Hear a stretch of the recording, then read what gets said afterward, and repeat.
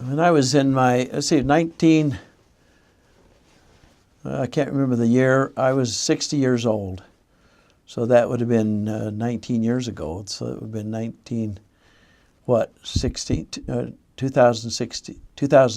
no, 1996. So we were starting up a business down in Provo, and I'll tell you more about the business later, but their overhead door in this commercial building got stuck, and I looked up and saw that the roller was out of the top of that overhead door, and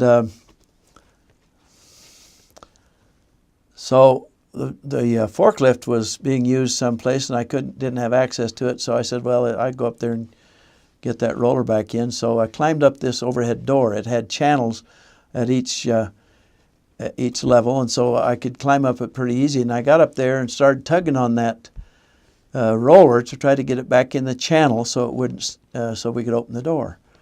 Well, all of a sudden that roller came back past the channel and and knocked me off of the door. And I went flying down. I was on the way down. I said, oh no, and I hit on my right hip, and I looked down, and my right leg was laying across my lap. It absolutely shattered my femur. I thought it had broken my back too, but it didn't. The ambulance came and got me, took me in, and they had to do surgery. I was bleeding very severely on the inside, they found. But that was a serious injury, and they had to put a steel plate in my right leg and a pin into my hip. That was not a good deal, because that pin is still there, that steel plate in my leg is still there, and it bugs me to this day. And I, in fact, have got a case of restless leg syndrome that stems from that. In fact, I'm starting to feel it right now down on my right hip.